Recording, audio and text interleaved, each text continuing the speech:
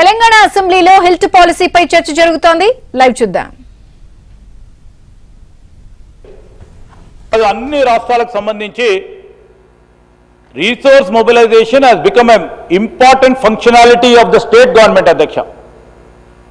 ఈ వెల్ఫేర్ స్టేట్లో వెల్ఫేర్ పూర్తి స్థాయిలో అందరికీ అందాలని, వనరులు సమకూర్చాలని, ఆ వనరులు ఏ విధంగా సమకూరుస్తాము, మనకున్న శక్తి యుక్తి ఏందని ఆలోచన చేసి ఈరోజు వనరులు సమకూర్చే ఈ ప్రధానమైన ఉన్నత స్థాయి క్యాబినెట్ సబ్ కమిటీకి సంబంధించిన అంశం వచ్చేవారు.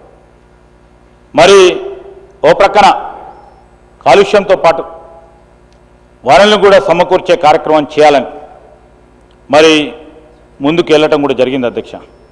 నేను చెప్తా ఉన్నాం అధ్యక్ష,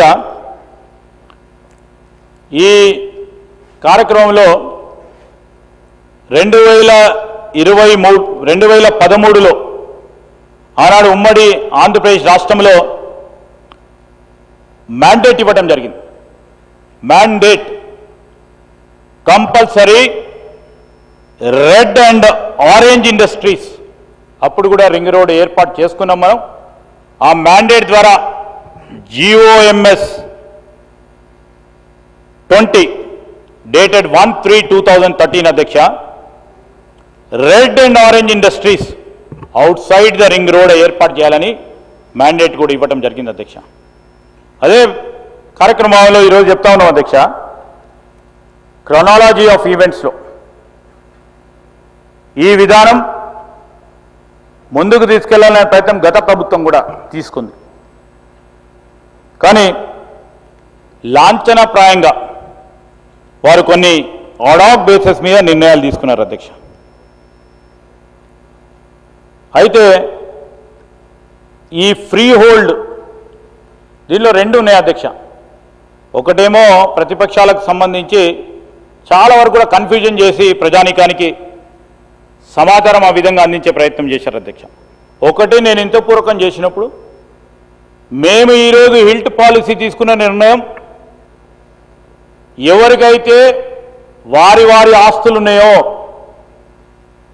వారికి పూర్తి స్థాయిలో హక్కులు కలిగిన వారి భూమికి సంబంధించి ఫీజు ఏర్పాటు చేయడం జరిగిందో అదొక అంశమైతే, గత ప్రభుత్వం టీఆర్ఎస్ పార్టీ ప్రభుత్వం 2 జీవోలను తీసుకొచ్చింది అధ్యక్ష. GOMS 19. అదేంటి అధ్యక్ష, ఈ GOMS 19కి సంబంధించి లీజ్ ల్యాండ్స్ అధ్యక్ష. లీజ్ ల్యాండ్స్ అంటే ప్రభుత్వానికి పూర్తి స్థాయిలో సర్వాధికారాలు ఉంటాయి. లీజుకు సంబంధించి కానీ 33 ఏళ్ళు 99 ఏళ్ళకు సంబంధించిన అంశాలు వస్తాయి అధ్యక్ష. అలాంటి అంశాలు వచ్చినప్పుడు 99 సంవత్సరాలకున్న లీజ్ ల్యాండ్ని ఫ్రీ హోల్డ్ చేసే కార్యక్రమం చేసిన అధ్యక్ష గత ప్రభుత్వం. దాన్ని జీవో తీసుకొచ్చిన అధ్యక్ష. ఆ జీవోకు సంబంధించి కూడా 29/8/2023 department of industries and commerce grant of free hold rights Azamabad industrial estate orders issued. దీనికి సంబంధించి 136 ఎకరాలకు సంబంధించి 136 ఎకరాల 4 గుంటలకు సంబంధించి ఈరోజు 86 ప్లాట్లకు సంబంధించిన అంశం విషయంలో ఫ్రీ హోల్డ్ ఇచ్చింది, అంటే వారికి హక్కులు కల్పించారు. అదేవిధంగా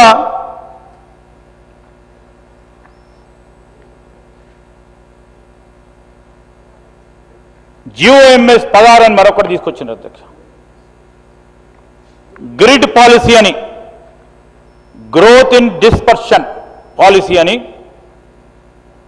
హైదరాబాద్ గ్రిడ్ పాలసీ అని 10/12/2020 నాడు ఇది తీసుకొచ్చింది అధ్యక్ష.